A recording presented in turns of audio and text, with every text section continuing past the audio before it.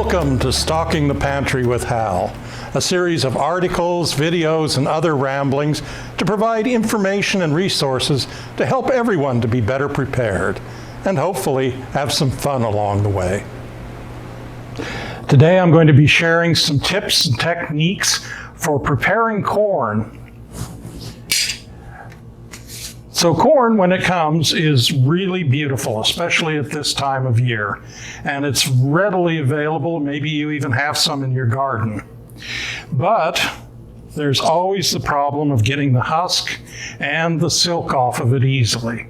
So I'm going to share some techniques with you today for making that a faster process. As I was just telling someone, I was given 35 ears of corn and I was able to process it, get it all off the cob and into freezer bags within 2 hours easily. So first of all, we're going to start with a little device that I didn't invent, but had seen in several different places. And all it is a nice piece of wood. If you have a very thick cutting board, you can use one of the plastic ones, or you can use this piece of wood. And you go ahead and screw a nice long screw up through the bottom, pre-drill a hole, put it up through there, and countersink it. That means make the hole a little bit bigger around the head of it so that it'll lay flat. And you can use all different kinds of things to receive it, to receive the corn as you cut it off. But I just take an aluminum plate and punch a hole in it. That was loud. Then you take your cob, and I like to leave it a little bit, I don't know if you can see that or not, but there's a little bit of space under it so it's not flat down. That gives us the ability to cut all the way down. Now you want a really good sharp knife.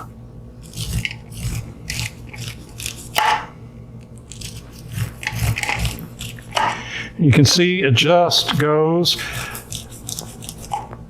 amazingly fast.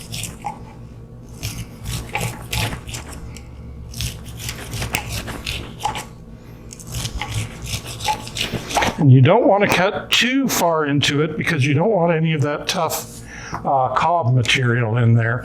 But we're going to end up with a lot of cobs. And so what we're going to do is save those because there is a use for cobs. And you can rotate the plate a little so that you have plenty of room.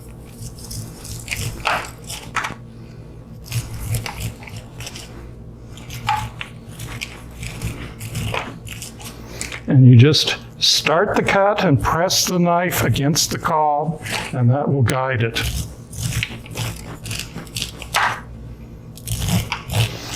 And unfortunately, you can't smell how nice this corn smells, but it smells beautiful. If you wish, you can take it off and do a little bit of cleaning if you think you've missed some. And then we'll save that for later. So then, you're wondering, well, how did you get those nice cobs? There is a technique that I learned from watching a video from America's Test Kitchen, which is microwaving the corn. So you take a corn, all still with the husk on, take your nice sharp knife, and you want to cut off about an inch above the last row of cob, the last row of kernels, because you're going to need it to be able to slide it off. And I will admit, in full disclosure, I pre-cut some of these about halfway.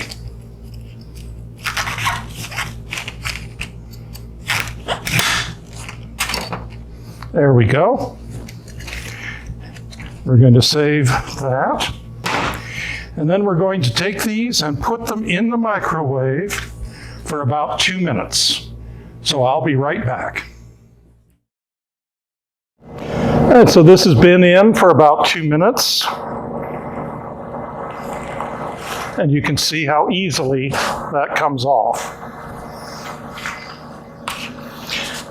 Now, someone sent me one of these from Amazon, and sometimes, because this has been in the microwave sitting after it had finished for a little bit longer than usual, a little bit of the silk stuck, but that's pretty easy to get off. You can use a new toothbrush. You can use any vegetable brush.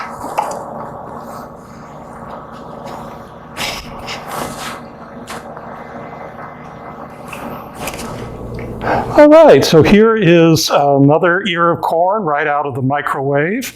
You grasp it up by the top and squeeze it and shake it a little bit and take a hold of it and pull it out. And if there's any threads left, it's very easy to get them off. So waste not, want not. It's easy to end up with a whole lot of corn cobs. And I was really surprised and happy when I ran across a use for these. Back into World War I and into World War II, because of rationing, they developed a corn cob stock, which is a very rich flavored stock. So you want to save your cobs till you have, maybe 10 or 12. You can freeze them and make it later, or you can do it the same day. And what you do is you take the cobs and put about 12 to 14 cups of water with the cobs and boil them for about an hour, hour and a half. Take the cobs out and reduce by simmering the broth until it's nice and thick, probably down to about 4 to 6 cups. And that will give you a nice clear stock that is an incredibly rich corn flavor. Now, if you want to have it as a thickener, you can take part of those kernels that you've already made and you can puree them with enough of the stock that you can get them very smooth.